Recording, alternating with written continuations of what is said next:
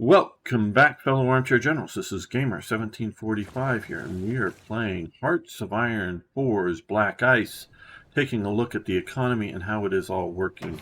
We're going to add this to von Manstein's unit, so now we have motorized division, infantry division that's super experienced, and a super experienced panzer division. Very good. Okay, we're not real close to like any real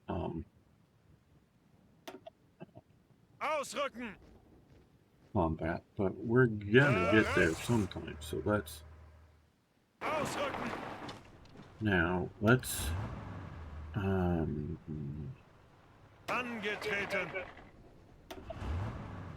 set this up as is Guderian did I skip past him? See Rommel. We're gonna get Rommel. Oh, there's Guderian. We're gonna get Rommel command too. Let's get Guderian done.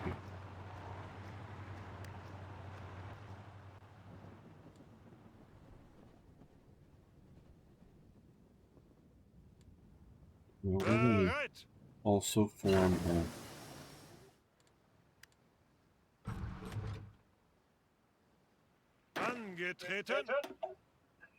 Mountain Division Corps, or whatever we want to call it. Okay, who do we want to put in Tito again? Probably. Where is he? He'd be here somewhere.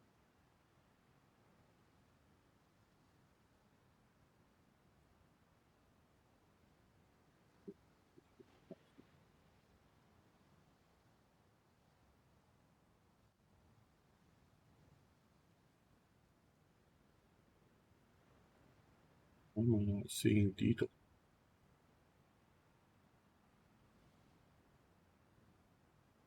Because his division got taken away.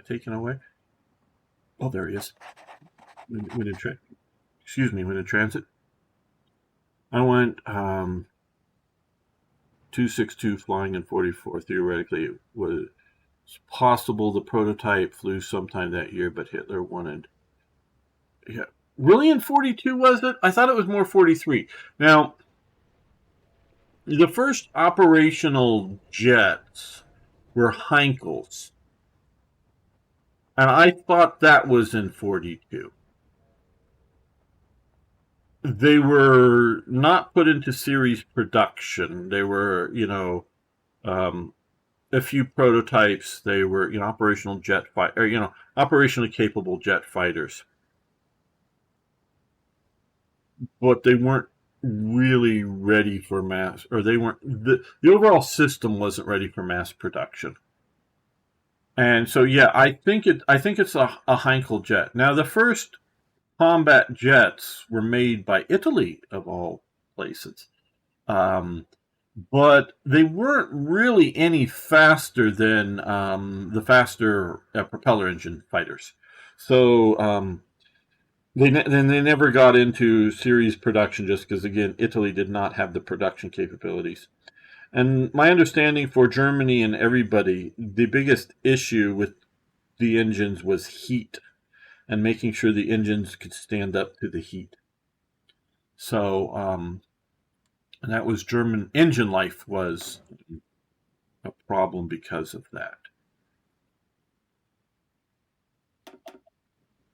And the Germans, I think, knew how to fix it. They just did not have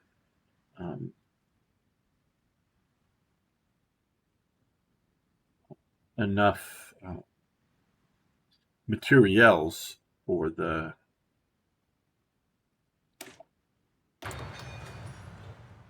for making them, stand up to the heat because of the there's a lot of work between flying prototype and combat ready, even without Hitler. Yeah, I do believe Hitler does slow up the production and deployment of the 262.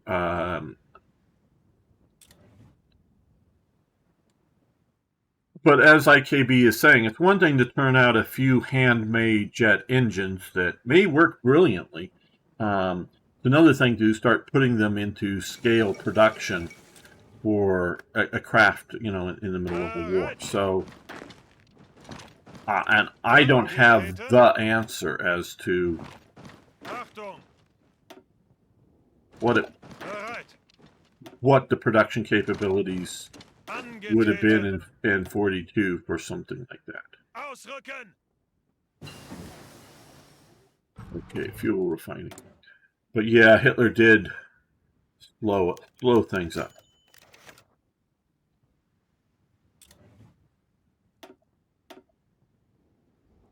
Hitler just really distrusted his leadership around him, the people.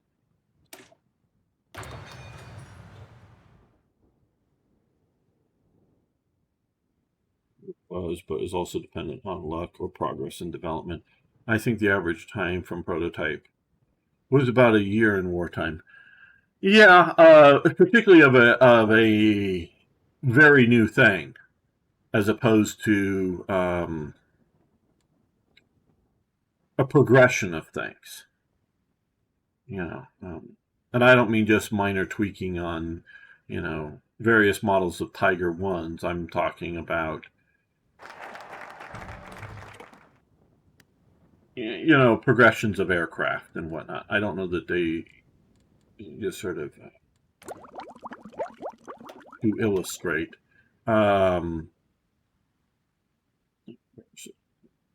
Here. Going from 110s to 210s or whatever to the 410, I don't really think, because these are all working along versions of each other. I don't really, as opposed to just within minor things. I don't know that it's really a year from jumping from this to this prototype stage, but jumping to like an engine in front and engine in back, or some other thing like a jet. Yeah, you really are talking about a year getting stuff going. And yes, no, I do totally agree that Hitler blows up it, because Hitler believes in the will, the power of the will. Now, he's not wrong. If we look at Italy,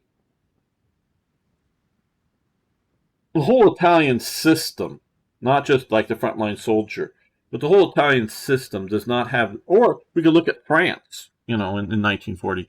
Neither of those countries, as a system, really have the will to fight. When the bullets are flying around you, to stay at that machine gun, to keep fighting so long as you have ammo and a functioning machine gun. You're absolutely, Hitler, I'm going to say that Hitler's right about that, in that if you don't have the will to stick to the machine gun once, return fire is coming at you, yeah, you're screwed. And we can, whether it's France in 1940 or Italy throughout much of the war, things are going pretty well. Italy's all right. The soldiers will fight. And fight well, depending on their equipment and the conditions, they'll fight. But once it becomes difficult, they don't have, because, they don't have the will. They're not, Italy as a nation isn't, it didn't have, it doesn't, it isn't like a diehard fascist nation. It doesn't have the sort of collective negative experience of losing World War I. Yes, it does have a negative experience in World War I, and that does contribute to it. But they see their negative experience is a negative experience of their leadership on the Anzanzo front of keep attacking and defending and attacking and defending and all that back and forth, and wastefulness and incompetence of their leadership. The leadership, where Germany's are much more competent, and so they don't have the will to fight that the Germans or the Soviets or the British or the Americans or the Japanese had, or the Chinese even to a degree, depending on which units you're talking about. So yeah, will is important, but like I did say, so long as they had the ammunition and the machine gun functioning, meaning if the machine gun breaks or is jammed or whatever. I was particularly thinking of the bad Italian machine guns. But if they've got their aircraft and their aircraft is functional and it has fuel and it has weapons, if your people are ready to go fight, yeah, but once those things no longer happen, you no longer have fuel to fly. It doesn't matter what your will of wanting to fight, and if you don't defend your own airspace, what do you need attack aircraft for? To attack ground or attack ships or whatever if you can't defend your own airspace. And this is where Hitler falls down, in that whether it's at the production level or at the escorting of the older models of Stukas, you want a fairly slow ground attack aircraft, especially when you're in the ground attack, actually doing the ground attack. Now, this is why some aircraft have air brakes and other things to slow them up. And then, once you're done with the ground attack, fly away quickly. Or just try to avoid enemy, fighters quickly. But you could have 262s flying over in a region, whether directly escorting something like your Stukas or your medium bombers, or just simply trying to shoot down everything up in the air, that's enemy, and just flying around and making it deadly for the enemy to put up any aircraft in whatever region. Not saying like all over the particular front, but whatever region you're operating your bombers and your CAS type aircraft. Yeah, you can do that. But if you don't have, however good your will of your Stuka pilots are, and Stukas are used up until the end of the war very effectively, I would say. You can see here Stuka model here and 1942, but and yeah, they're getting slower and not so good, and there's a limitation, but they're still dropping that bomb fairly precisely in a dive bombing situation. They're still effective at doing that. It's just everything else up there is going to shoot them down if they're not very well protected. So, so Hitler misses this, and so what he's thinking of, well, if I put these jet, fighter bombers on, they'll just be invulnerable and go shoot, drop bombs on the enemy. Okay, that's useful, no doubt. It will help you. And if they're fighter bombers, in that they can also, after dropping their bombs or just on another mission, go intercept enemy aircraft on the front lines or whatever, that's where presumably you would have your fighter bombers. Yeah, but they're not protecting your homeland and your production. So, again, having enough bullets in the ground operator's machine gun is partially dependent upon, protection of your airspace. Yeah, to be honest, I think the production value is coming too fast down. I don't quite get that statement, Extreme Finger. Maybe restate it some other way. Germany needed an IL-2 heavily armored ground support aircraft. It was much more difficult to make or to take out than the Stuka. Yeah, the IL-2 is definitely sort of seen by both the Germans and the Soviets as a bit of a flying tank.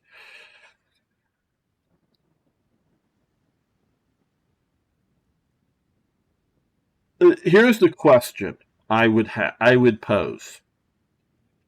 And yeah, the Stuka is slow. I think it's relatively maneuverable, but it's slow compared to what do we have here? Those are heavy fighters, but some like CAS operated type 190s or these HS 129s. These are like good tank buster, good ground attack aircraft, but I don't know a lot about them compared to the Stuka and armor or other performance. But I would really have to ask, how many aircraft, close air support aircraft, are you losing to ground fire, and how many are you losing to air-to-air combat? Because if you're not losing too much to ground fire, either because, generally speaking, ground fire wasn't that effective in World War II. It was somewhat, but it wasn't super effective. They definitely shot some stuff down, yes, but I don't. What I'm saying is I don't want to think it. I would want. I don't want to entirely rely on my unit's anti-aircraft fire, ground fire. But how much they're losing to ground fire versus how much they're losing to enemy aircraft. So if you're losing a lot of stuff to enemy aircraft, I don't know that armoring up your ground attack craft is going to be the solution. As opposed to the solution is just have enough fighters, proper, whether they're 190s or 109s or Mustangs in the American forces, or the what is it, A6M, the Zero, for the Japanese. If you're sweeping the enemy skies clear of opposition, well, you don't have to really worry about too often. Yeah, it can happen. Get jumped, this thing can happen. So I don't have the answer of the ground fire versus AA fire that the Germans were losing, and whether more armor would be better. Because also more armor is slower. Yeah, was a compromise. Yeah, and I just don't know enough about it. I know what it is. I know it's a ground attack aircraft, but just right off the top of my head, I don't know how well armored it is. I don't know how good a speed it has compared to. Again, I play a lot of War Thunders at Beam Slam, and some of you other Extreme Finger and others know, because at least Extreme Finger plays with me. Sounded very weird, but yeah. But when they're comparing similar performance aircraft, where in reality we're looking at aircraft available at X time, at whatever year and whatever field of operations we're looking at, and then how good is it compared to its opponents, as it were. Okay, so well.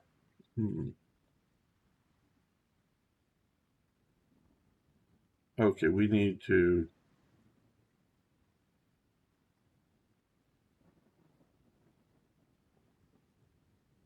do this to get this.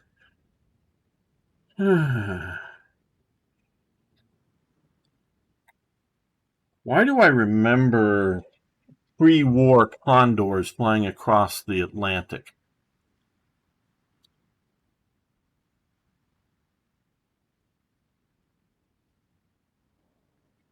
And I do remember that. But their superior life is much easier also for vulnerable aircraft. Absolutely. Absolutely. Now let's take a quick look here. Very well may be here on a national focus level. But it may be very buried down into some of this stuff.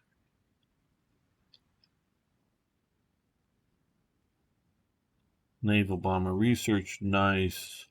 Luftwaffe expansion and assembly.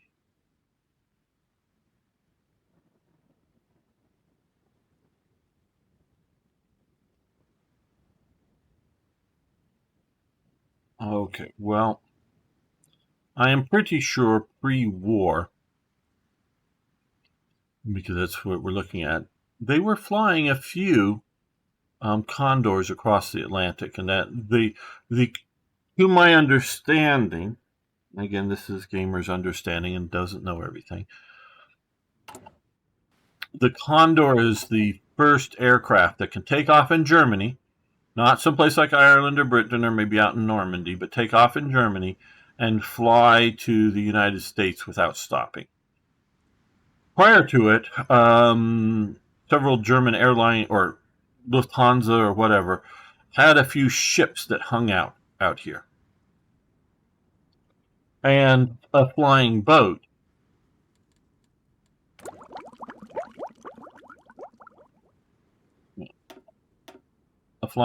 very similar to something like that, one of the earlier ones, would fly out, land at sea, and get drug up onto the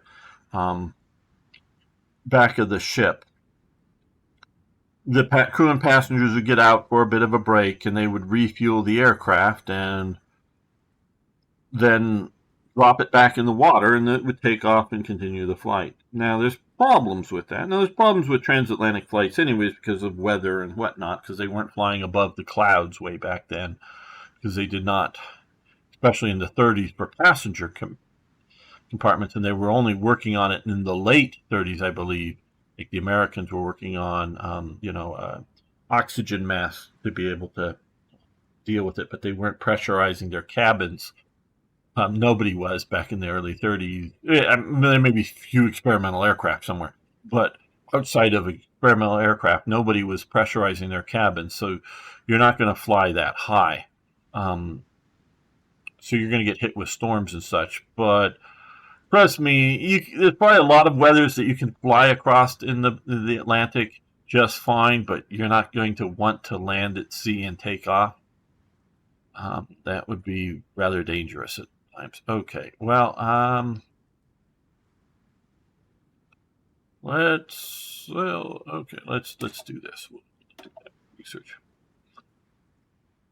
Oh no, no. Cancel. That's not what I want to do. Because we're not in the middle of that. Okay. I almost did something. Almost did a boo-boo there. Okay.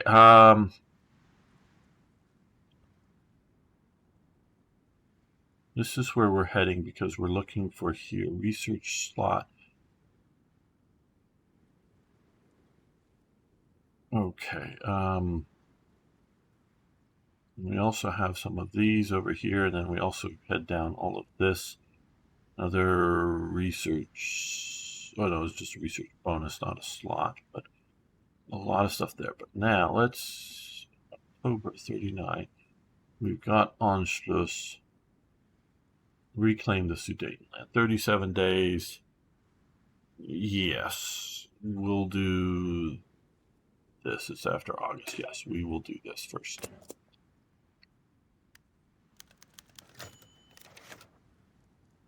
Okay. Reich Arbeitsdienst Division, send them to. Okay, we're going to send them to the factories.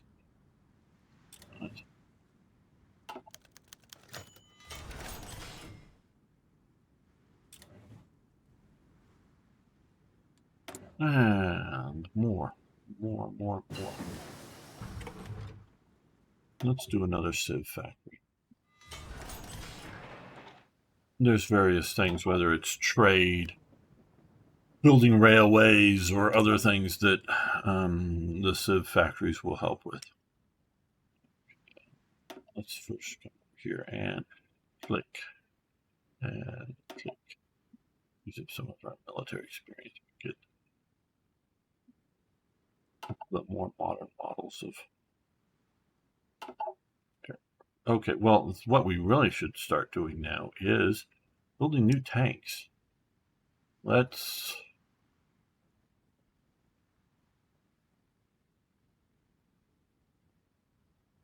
get the Panzer IIIe in production here.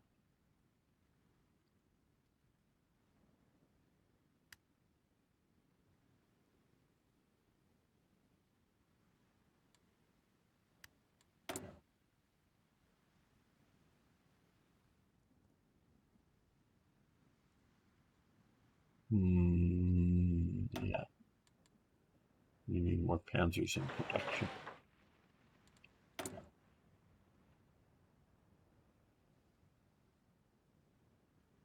Yeah. Okay, so these are our doctrine development. North 238. Elastic defense. Let's do backhand.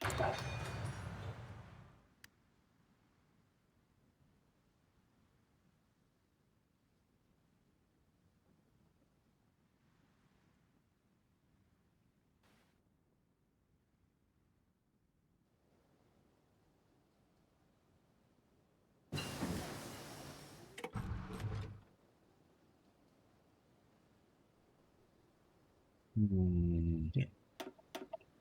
Okay, again we picked hero. Pause.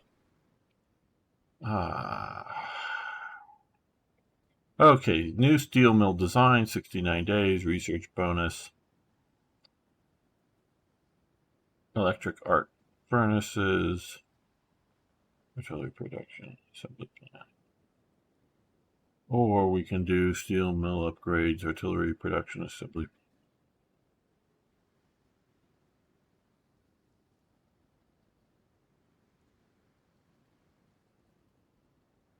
Okay. Artillery production plant capacity +1. Artillery. Okay, so that's the same. Steel refinery construction speed 15%. Steel output 2%. These are these things I just. If I knew the historical one, I could just pick that, just because trying to play historical. But okay, steel mill output per steel mill is +2 with this, where this is 15% faster refinery construction. Now, doing all the math, which I'm not going to do, have no intention of doing, but if we were to do all the math, would we want to, for every steel refinery, do we want to crank out more steel, which would be the same amount of production but less, resources used? Or do we want to crank out more factories faster? Well, we are already importing steel or iron. I don't want. Yeah. No. I want to come over here. Do we have? We have. I know steel mills. Do we have iron mines? No. Okay, so we can't build. Now we might be able to.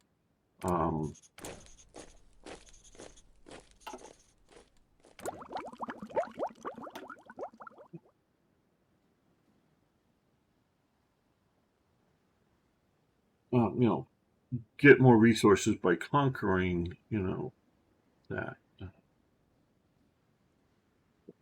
Let's just see. Yeah, I think we're going to go with this.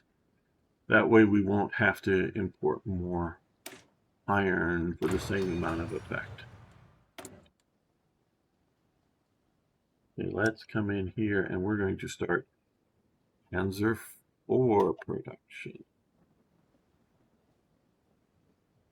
There we go. So we're just barely starting production of these items. And, yeah, let's produce more factories.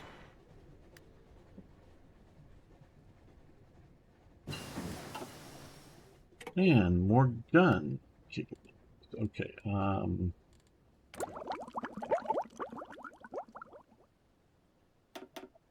okay, we just got that.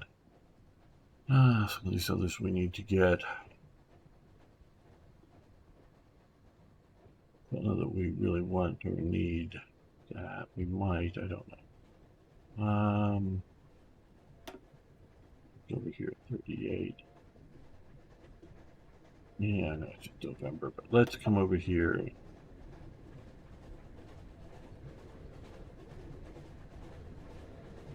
Yeah, I think we'll do this.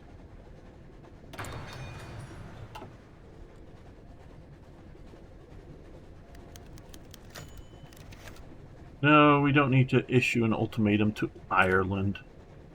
I don't know. I know I can sort of stop some of those with these things. I don't know. Okay, well.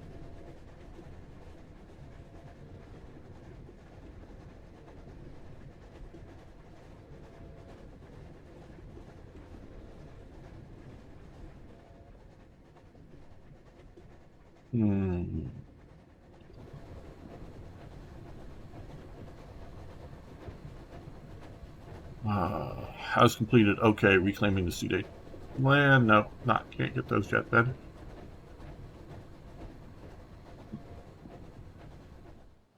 Form this. I think that's taking the Lish division. I think that's taking, what is it, this division here? Or one of the other Austrian divisions. I can't really see below all of that. No, maybe, I don't know. Oh no, it's probably this division here. So we can see there was this sort of fast division of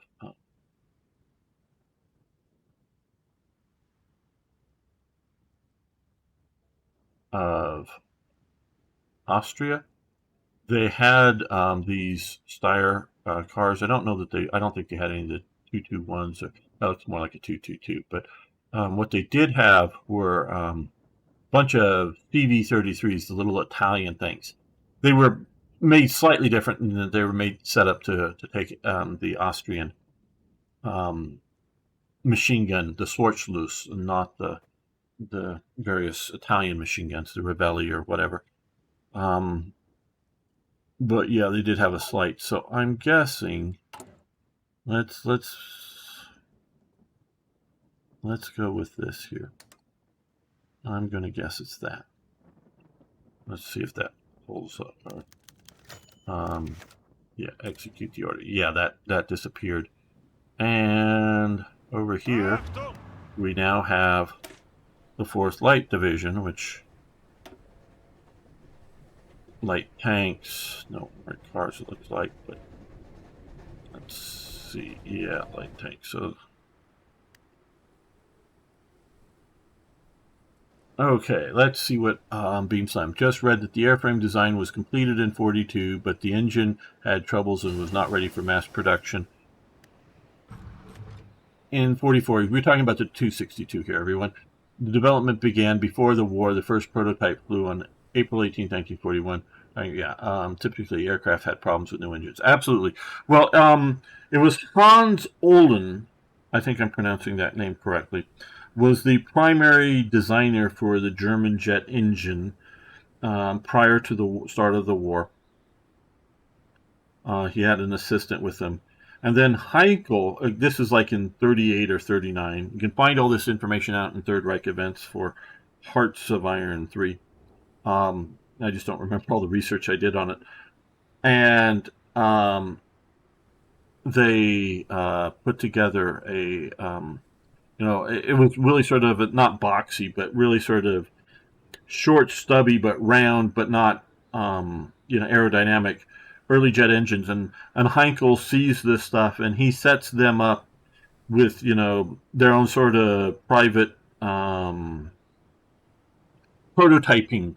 I don't mean like a shed, cheap shed, but they're not a production line, but a, jet engine prototype building center. And I forget the model number, but there was fairly early on a jet engine that was functional that Heinkel gets in a Heinkel aircraft that, and not just one that's because they also, early on stick a jet engine under the, the belly of a propeller engine aircraft.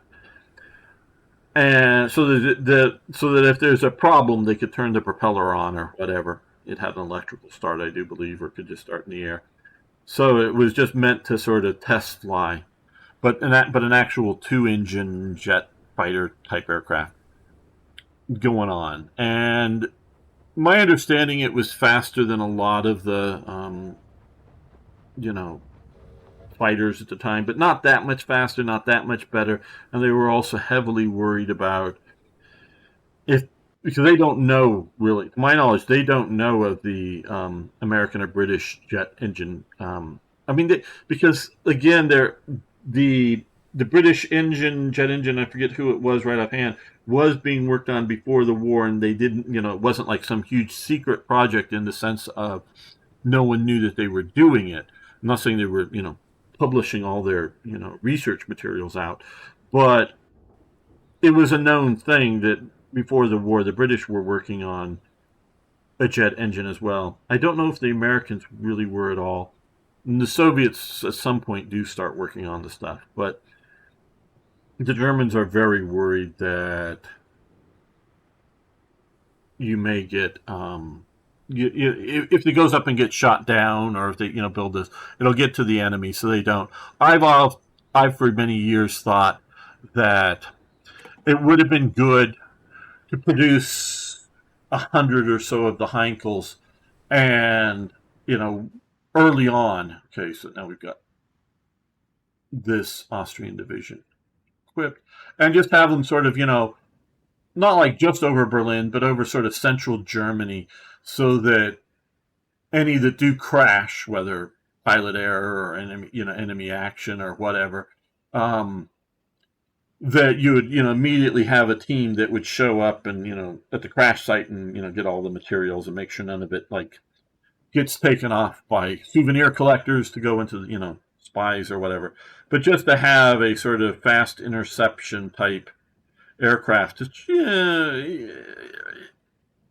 of as a propaganda tool, sort of as scare the Allies from wanting to fly too deep into Germany, especially for daylight operations and that kind of thing, to just be just enough to be able to dive, come in at bomber formations fast enough that American fighters at the time could not effectively intercept, shall we say, if the word effectively is in there, and be able to hit them and go. And that would have been, I think, as a strategic thing, would have been a good idea. But maybe not. Maybe not.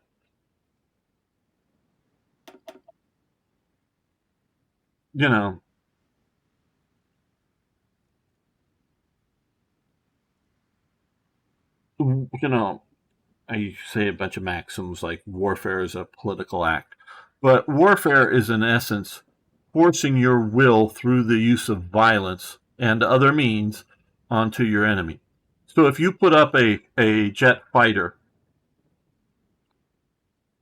over a region and you try to hide its numbers, from the Allies, is there 20? Is there 100? Is there 300? You don't know, and you try to do different markings on them so that if there's, if they're able to, identify that some have red noses and some have yellow noses on them or whatever, to try to, mix and match and whatnot. If you can change their behavior by coming up early on enough to be just enough of a threat that it moves bombing away from, deep into Germany here.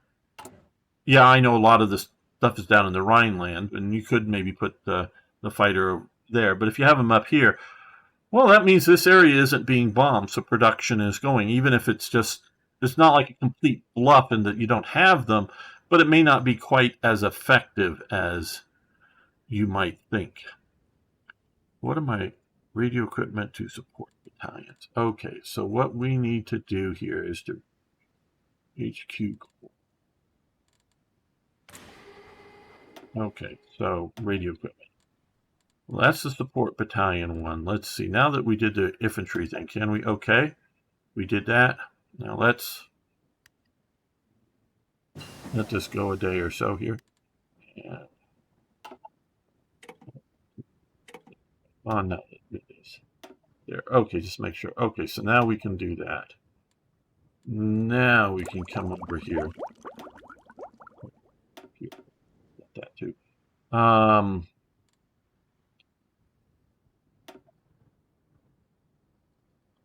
But now we could do all divisions need. Okay, yes, I want to do this 75 days. War was kind of lost when the U.S. bombers appeared over Germany.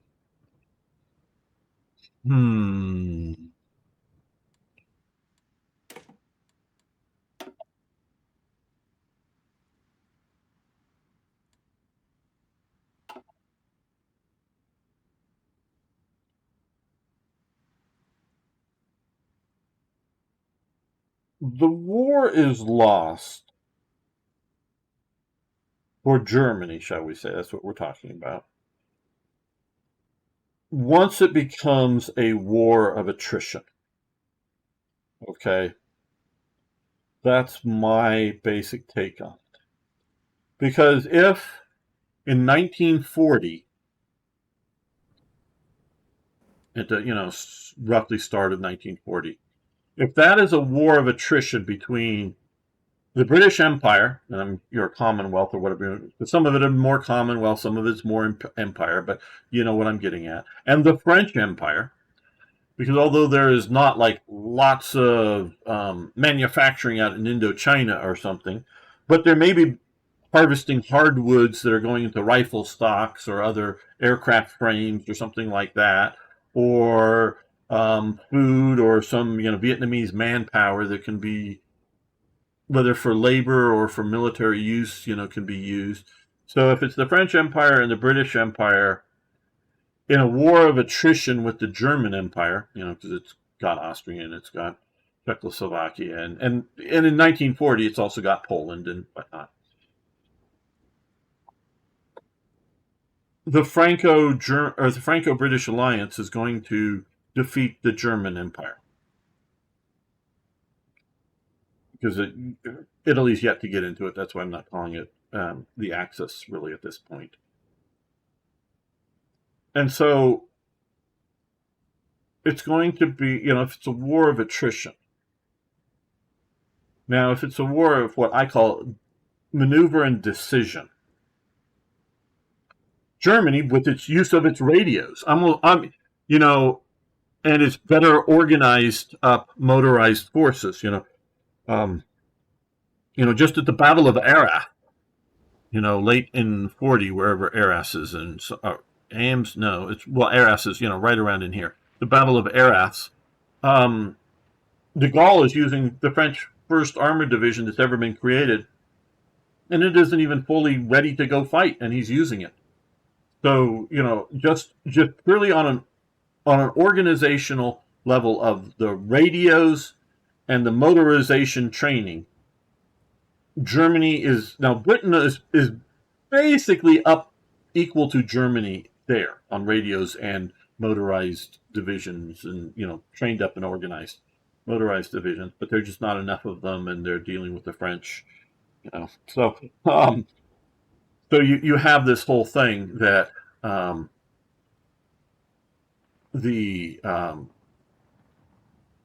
just on those sort of decision points alone, you have the German victory, in my opinion, over France. The motorization and radios, and so it can be a war of maneuver and decision.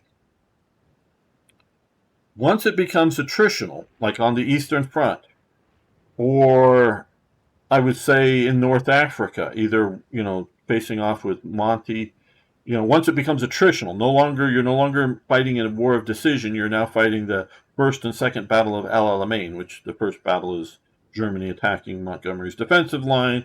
The second battle is Montgomery, counterattacking and pushing out. And then you later have the I don't know if you want to call it the Battle of Tunisia, with Monty coming from sort of the south and Patton coming from the west, and that. And sure, there are tactics and maneuvers and whatnot. It's not purely lining up soldiers and and firing machine guns at them from each side, and who can make the most soldiers or the most bullets or whatever. There are tactics involved, absolutely, but it becomes a war of attrition. Now in North Africa, it's not really so much a war of it. I mean, we can ultimately call it that, but not so much a war of attrition of supply production, but of Americans and the British getting ammo and weapons to the battlefield, and the Germans and the Italians at that point, but yeah, getting weapons and ammo to the battlefield. If you could put down another 2 or 3 battalions of Tiger tanks, not that they necessarily had that many more Tiger tanks at that point, and if you had all the aircraft, you could keep all the stuff flying here, and the gas and the ammunition better than the Americans, the Germans are going to win, here in this theater. And once it's determined that through mostly like American production and American logistics, that no matter how, even if you weren't bombing Germany's factories, the British are also significantly helping too. I don't, the Commonwealth, I don't want to downplay that too, but it's the primary one is the American production capability. They're going to win.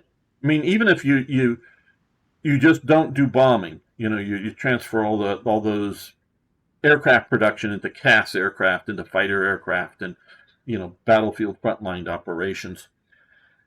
Even if you don't do that, the Americans are going to win, even though the American factories weren't bombed and the German ones were.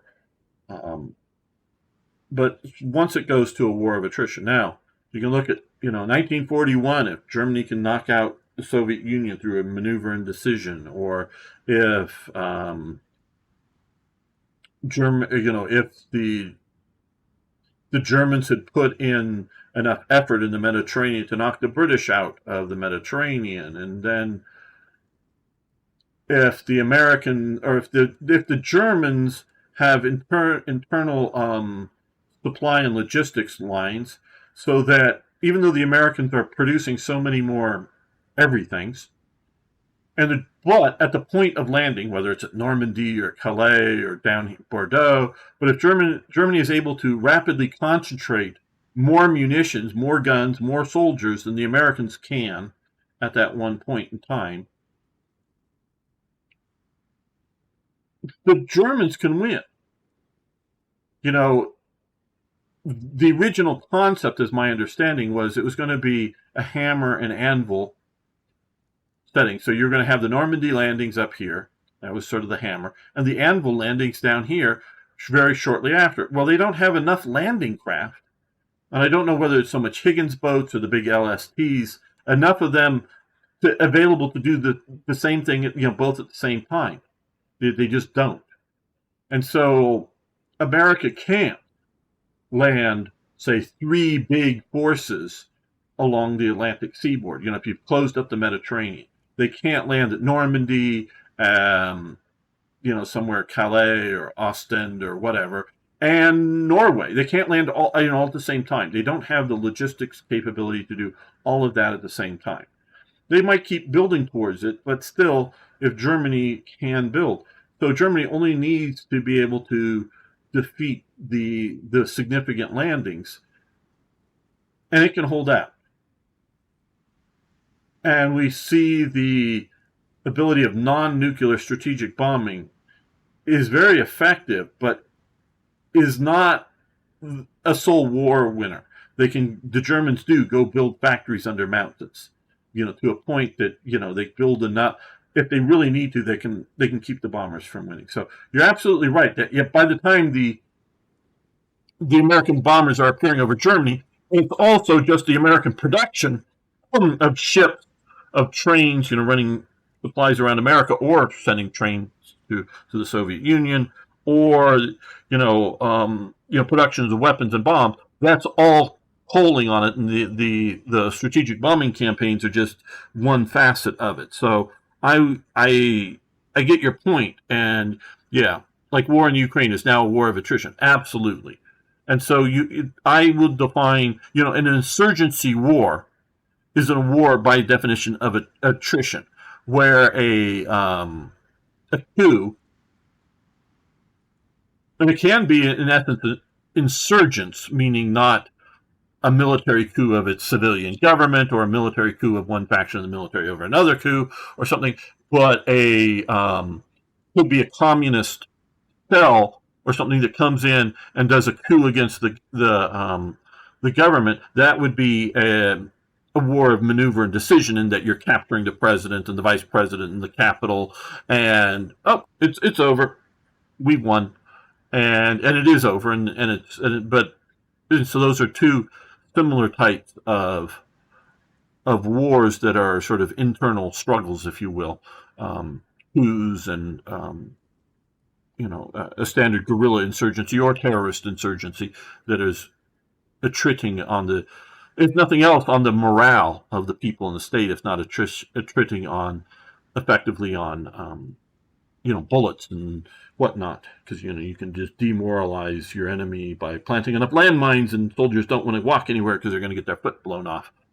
things like that, even though they may have plenty of bullets to shoot at the enemy. Ukrainians blew up the railways to China. I didn't know that they did that.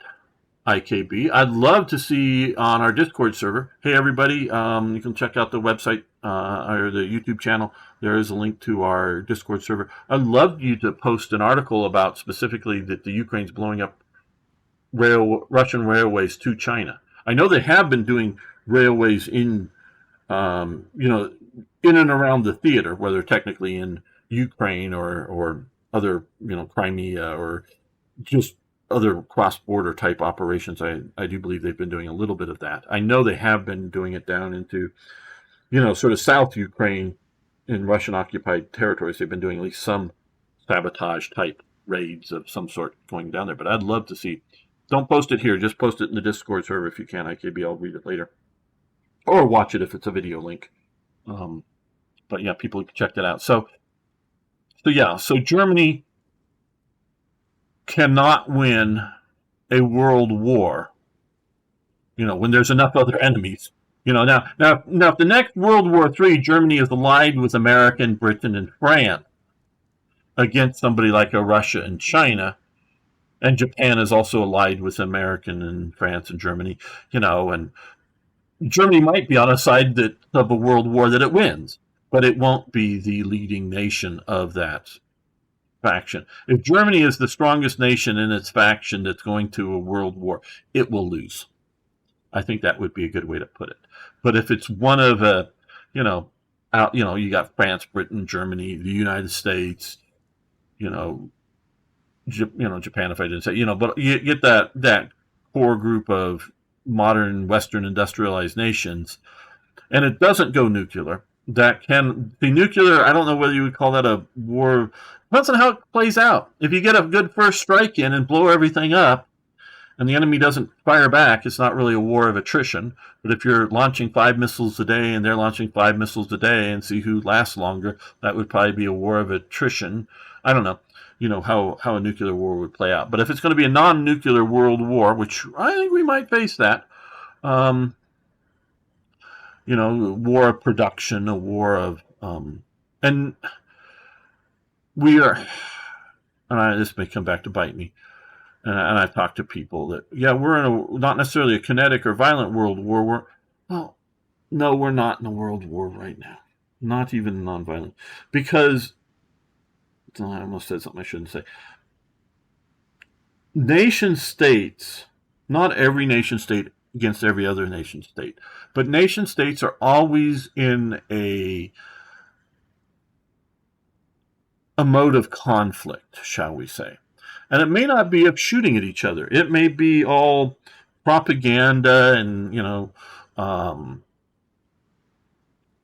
legal battles and diplomatic negotiations, who can fish where around, the North Sea. Can China come in just out here and, in the middle of the North Sea outside of anybody's territorial waters and just fish or not? Or the Dutch and the Danes and the Norwegians and the Scottish and the English, and who gets the fish in the North Sea, and nations that nations that are generally even friendly with each other, like I'm saying, maybe not so much China, but these others, they're always in a bit of a perhaps a bit risky with nuclear Krieg, yes, absolutely. So nations are always doing that, and then you've got nations like China and North Korea that have a long-standing conflicts that are going on. But I'm really not going to world war right now, that we're in it. May come back and bite me, but the world war does and doesn't start with either the Peking Bridge incident. I'm forgetting the thing here in 1937, or in 1936 in Spain. These are both individual contained wars. Now Spain gets over before the outbreak of the major war, and China is still going on. And these I would say, are prequel wars that either get over but contribute to, or still going on once the World War breaks out. I would say more or less the World War starts, September 39, when the Polish and, the invasion of Poland. It's definitely the World War by December 1941, when America comes into it. Because prior to that, Japan is at war with China and doing lots of bombing and attacking and military stuff with China. but they're not involved in the fight against the Europeans, or the Europeans on European war, war of Germany and Italy versus um, France and Britain, or Britain alone, or Russia getting involved, before December 7th. So it's two separate wars, and yes, the world is quote unquote at war, and that Japan is fighting in Asia and these other things. But it really only becomes a real actual coordinated, however well or unwell, depending on what elements of what factions you're talking about. But World War II really is World War II once, and it's not just that America is in it. It's that, and that's part of it, because if America and most of the non-European possessions, I'm not talking about like, Commonwealth places like Jamaica or French colony islands out here, but the rest of Latin America. If the Americas are really not in the war, it is not a world war. I know Canada would have been in it, Commonwealth, but without that, it could be a world war even if the United States stays out of it. But Mexico, Canada, and a bunch of other countries get into it, into whatever thing. But once it really sort of takes the Americas to actively be in it, because Germany sinks a Mexican oil tanker, whatever, Mexico eventually jumps in, and then later, Brazil and Chile and some of the other smaller countries all jump into the war. Some of them stay neutral because there's no point in them joining the war. Some of them are just like Brazil does send like a battalion or something to Italy eventually, but a lot of it is just to get American aid and have a few American air bases or patrol bases off, for the battle of, I don't know what you want to call it, the Central Atlantic or something. But they're not. But they're not really in wartime measures, other than, if any, hardly at all. But they're getting American aid and being on the right side of the being on the victorious side, if you will. So So I don't think we're in a world war yet, but we might have put this. Okay. Thank you, IKB. I will be taking a look at that. So now, like I say, there are wars going on, and not all of the wars are lots of fighting, because you don't have any fighting over Taiwan, but you have a lot of maneuvers of various nations. And you have almost kind of fighting in which you're shooting water cannons that are deadly level water cannons by Chinese national, quote unquote, Coast Guard, but a national state operated vessel at a Philippine national state operating vessel is doing resupply missions. And these water cannons could be deadly enough to kill somebody directly, or because these are shipboard firefighting cannons, which are very powerful, I'm told, or just knock somebody over that could, hit their head on something. These aren't just these are more than a regular fire hose. These aren't just like a little annoyance hoses, or could capsize the vessel, or could, knock somebody off the ship. And even if they do swim, getting knocked out by the water cannon, it may knock your breath out and whatever else out, and you never get back to recovery to be able to swim and, save yourself. You may drown.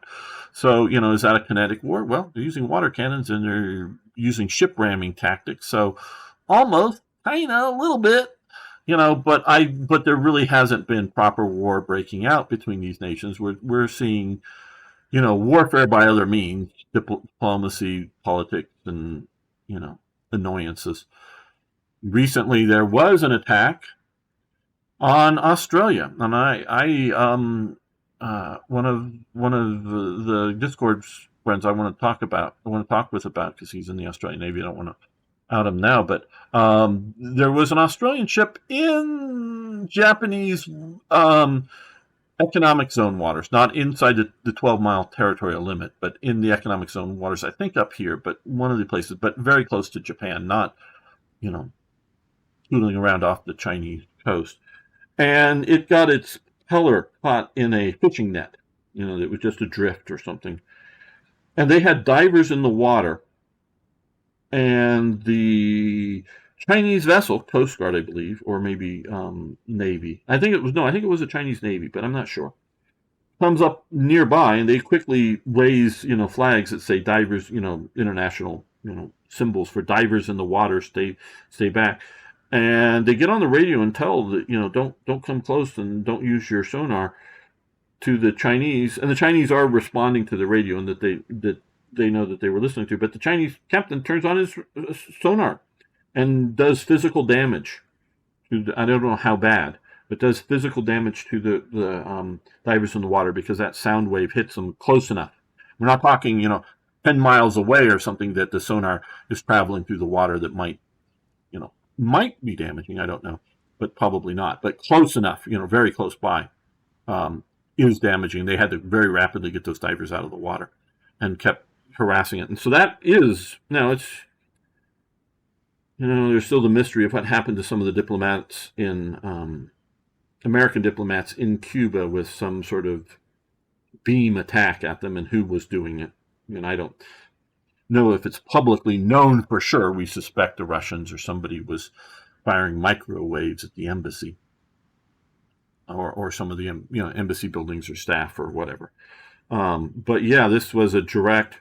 I know it's sort of a deniable. Oh, we were just using our sonar to see what was down there, bullshit kind of covering. But it was a type of physical attack using sound through the ocean waters on a Australian national naval vessel, not just some merchant or something, and not, in what is least, and including an agreement that China has signed that recognizes that it is Japanese economic zone waters, that yes, they have free passage over, but they don't have their use rights, like fishing or, deep sea drilling or whatever. And so, yeah, that there was attack. So that isn't quite being at war, but it is, conflicts and trying to push navies out of areas and whatnot. So we might be heading towards a world war, but I would not say we are in it yet. So, okay, on that note, I think we will end this here. I want to thank everybody, IKB, or the new IKB, if you know who the old one is, I don't know. Beam Slam, Extreme Finger, if you're still around. Who else may be? Turn Low, still here. Some Cyrillic I can't read, sorry. And I don't know, Singing probably isn't still here. Gustav, Marcel, whoever's still around, thank you. Hassan, or whoever is still around, thank you for hanging out with me today. Really do appreciate it. I'll be back tomorrow for some War Thunder at the basic usual time. And I have not gotten my schedule for Slitherine for the next couple of weeks, but things should be continuing. So hope to see you guys soon. Thanks, everyone. And